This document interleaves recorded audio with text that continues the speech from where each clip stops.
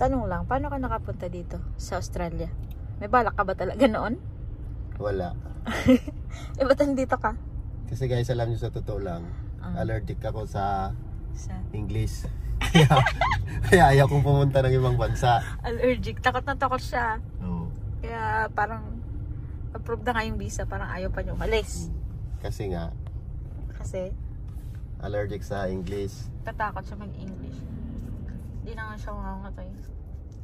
Daming ibon dito. Pero ngayon ko lang nalaman na hindi pala nakakatakot dito pumunta ng ibang bansa kahit wala kang dalang English na marami. Kaya nga eh. Buti Kasi nga, dito guys, kahit English mo iputol-putol, hindi ka tatawanan. dugtong-dugtongin nila para maintindihan ka nila. Ganon sila dito, hindi sila Hindi ka nila i-judge. Kasi alam nyo kung bakit. Ganon din sila eh. Mas mahirap pa yung English nila dahil napakabilis na, tapos napakalabo pa ng words. Kaya Kaya minsan tinitingnan mo na lang titingnan na lang sa reaction nila para bilis mo maintindihan. Kunwari tatawa-tawa. Ayan. Gets. Tapos alimbawa, kinakausap ka niya. Tapos napakabilis. ha? Tatawa-tawa ka din. Tatawa ka lang, tapos titingnan mo lang yung ano nila, titingnan mo lang yung reaction nila. Mas doon mo pa maintindihan sila sa reaction kumpara sa salita nila. Oh, yun yung technique, guys. Ganun lang. Hindi mo kailangan magbaon ng maraming English. Kasi akala niya kasi dito, parang matututo ka. Huwag ka lang umilag sa kanila. Kasi pag umilag ka sa kanila, hindi ka matuto. Tsaka mas lalo, hindi ka masasanay. Kaya nga. Ako nung una guys, nung unang araw ko sa trabaho ko, sige, talagang hirap na hirap talaga ako eh. Pero nung sumunod na araw, okay naman. Unti-unti ko na silang naiintindihan. Tsaka kasi sila, sabi naman nila, huwag kang mag-alala. Kung sa Tagalog, sabi ng mga kasama kong Indiano, huwag kang mag-alala. Kahit mahina ka mag-English, okay lang yan. Ang importante, naiintindihan. Ganun sila dito. Tsaka maraming Pinoy dito. Oo. Tapos dito guys, napakaganda ng imahe ng Pinoy dito sa Australia. Mabango tayo dito. Oo, Literal. Humahanga sa Pinoy dito. Literal kasi mahilig tayo maligo. Mabango. Hindi. In terms of mataas ang tingin nila. Yung Pinoy dito guys is Pinoy is always good para sa kanila. In terms of trabaho, kung paano magtrabaho, Kung paano makisama, kung paano sa trabaho. Tsaka yung cleanliness. Tsaka alam nyo guys, yung isang kasama ko sa trabaho, pero siya ay day shift, ako ay night shift naman. Isang beses ko lang siya tinulungan. Nagpatulong lang siya magbuhat sa akin. Hanggang ngayon, bawat kita namin, binabati niya ako. Buddy, how are you? Good. Paano? Tapos guys, pag umuwi na ako, buddy, see you tomorrow. Ganun-ganun siya. Lagi may bate. Isang beses mo lang tinulungan yan, pero tsaka lagi dito tinatanong, how are you? Di ba? How are you? Napakagaling. Pero siguro hindi naman lahat, kasi meron mga kasamaan din kaming siguro may kunting galit sa Pilipino siguro. Pero pag pinakitaan mo naman ng magandang ugali, magandang huli na din naman, naisip niya na hindi pala lahat. Ganun yung siguro din yung ibang dito. Ang aga ng mga out ng work karamihan dito. Yung mga kasama ko sa trabaho puro Indiano Indiano, Pinoy. Lagi mayroong Chinese, ilan. Tapos yung iba naman mayroong Vietnamese, pero ilan lang din. Pero karamihan talaga dito Indiano. Indian at saka Pinoy. Dahil yung unang-una Indiano kasi yung may-ari ng company. Kaya siyempre mag-hire ka ba ng hindi mo kalahin, siyempre kalahin mo na. Parang ugali ng Pinoy lang din yan. Uso dito referral. Yan yung 100%. Pag nirefer ka na nung kilala nila, matik na yun. Automatic pasok ka na. Pero hindi yung yung kagaya naman na yung palakasan. Hindi, basta Ni-refer ka lang, tapos ikaw na bahala sa sarili mo. Hindi ka nila sasamahan sa loob. Hmm. Tanungin ka lang paglabas mo kung anong balita. Yan. Hindi Diba, yung ako ngayon, automatic nag-apply na... ako eh. Takot ako eh. Oo nga. Ngayon guys, nag-ano pa ako ha. Nag-aaral pa ako na kung ano yung sasagot ko ha. Sinulat pa. Sinulat pa. Siyempre, una, yung asawa ko nagturo kung paano. Tapos pagdating sa interview, ang problema, pagdating doon, hindi naman pala tinanong. simple lang pala. Kasi depende rin naman sa trabaho. Saka unang muna dito, kanina ka pang una-una. yung bilis ka makahanap ng trabaho pag yung visa mo ay working. Working visa. Importante. Yung pinaka-importante. Kahit student visa din. Kasi may karapatan sila mag-work. Pero karamihan work, yung... right to work. Yung ganun. Karamihan yung binibigyan ng trabaho sa student, mga part-time job. Oh, may specific hours lang sila na pwede. Hindi sila pwede Hindi mag-exceed. nila... Ikaw, kahit gusto mo magtrabaho ng ganun, sila parang ayaw nila kasi ayaw nila mapiktuhan yung pag-aaral mo. Hindi, tsaka may oras din. Oo. Kasi mahirap naman talaga pagsabayin. Guys, uso dito. I mean, common lang dito ang nakasakyan ng BMW. So tingnan nyo guys, ito'y freeway ito pero napaka-traffic din. Uso dito yung naka-BMW lang, tapos naka-Audi, naka-Mercedes-Benz. Mercedes. Lexus, mga Tesla, gano'n. Yan, Audi. Common lang yun. Samantalang sa atin, ano na yun? Parang luxury car. Saka dito pala guys, yung maximum speed dito is 100. Depende sa state. Nasa Victoria kami, so... Tapos, dito guys, private man at saka mga truck. Basta pagdating yung 100 yung speed, parehas yung takbo. Minsan mas mabilis pa yung mga truck. Kahit yung mga truck dito dalawang tugtog, napakahaba.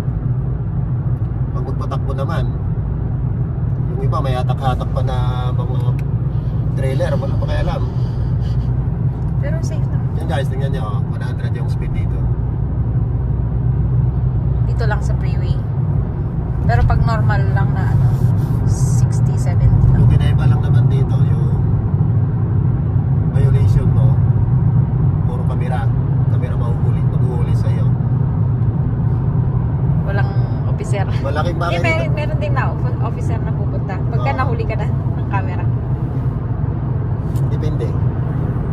Pero dito, laking tulong ng pag ikaw gagamit ka ng apps na Waze.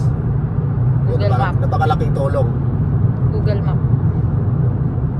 Dahil sinasabi niya kung saan yung camera, papakita niya kung may aksidente ba. Updated naman yung Waze dito, no? Kasi pinakita niya yung sasakyan na nakahinto. Oo. Basta lahat kung nakahinto lang sa gilid sa sasakyan, ipapakita niya sa screen. Kung may pulis sa unahan, papakita niya sa'yo. Ganun kaano dito yung Waze. Na-try natin yun, May nag-alarm na may pulis. Tas, nga, may pulis nga. Pero,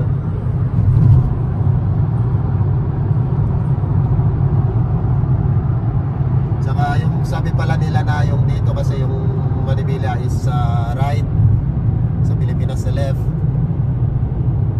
Hindi naman po mahirap mag-adjust. Siguro mga 1 day lang. Una mahirapan, pero pagdating sa mga ilang araw na, okay lang din naman. Ako lang yung medyo nahirapan ako umadyas yung sa pagdating sa kalsada. Lagi akong lamang sa kaliwa. Kasi pakiramdam ko pag mayroong akong kasalubong, parang pakiramdam ko naiilang ako pa. Yan yung may camera. May iipit ba? Hindi na. Tapos na yan, bibling. Hindi ba yan? 80 lang yan. Yun. Pag napakaigpit yan, pag yan yung nakablink na capture. Pag na lumampas ka dyan, automatic. Pag sinabing overspeeding, lumagpas ka ng 20. Yan, automatic yun. Halimbawa, yung takbo 80. Tapos nag-100 ka. Tapos nag-100 ka. Pag nahuli ka, automatic, wala ka ng lisensya. Kung umpis ka agad. Wala nang Patumpik-tumpik pa. wala na siyang Yan. warning. Ganun yung dito kay Queen sa speed. Diyan na nakaabang yung ano, yung enforcer. Oo. Pag lagpas mo. Pero dito marami din.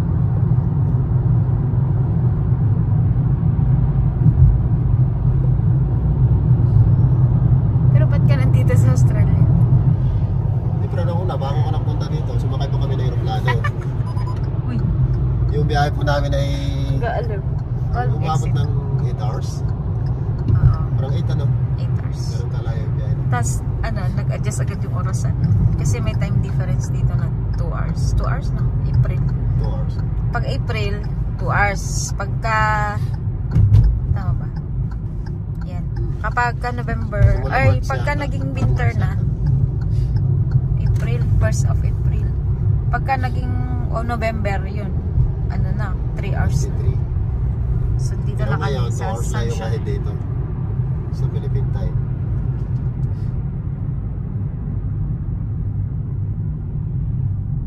Tahimik dito sa lugar na to.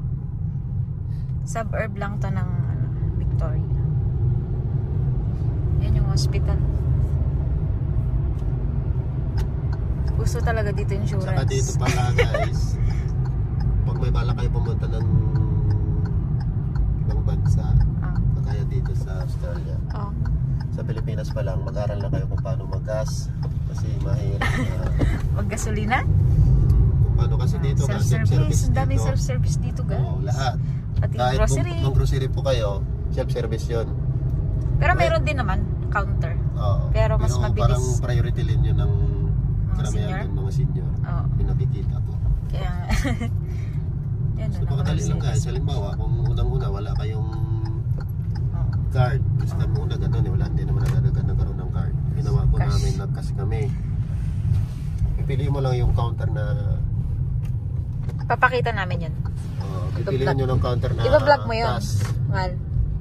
Ipapakita mo kung paano mag-grocery dito. Tapos, yung bayad nyo po, i-insert nyo lang. Oo, Tapos self-service. ibabalik sa'yo yung sukli mo. Ganun ka high-tech dito. Wala bang ganun sa atin? Parang wala pa eh. Parang yung dali pa lang, tas may ano pa rin, di ba? Tsaka dito guys, pwede ka mag-deposit ng barya. Kahit isang sako pa. Huwag mo Hindi lang naman. bilangin. May limit naman. Isang sako. Hindi mo na kailangan bilangin. Pag binuhos mo dun sa machine, automatic yan, bibilangin niya. Mabibilang na agad. Ganun ka high-tech dito. Huwag ko kailan pa magkaroon sa Pilipinas niyan. Pero siguro, In the future. sa future, siguro mangyayari yan. Oo, pasunod naman ba? Lahat naman, kung ano yung ano ng ibang bansa, ina-adopt naman ng Pilipinas eh. Siyempre, pinapag- Tapos ito, bus station. Yan. Yan. So, yung bus dito may oras. Saka yung train. Dito is mura lang dito yung pamasahe. Pamasahe. Pag train ka dito, kahit ilang kilometro, 3.5 lang eh. Talaga.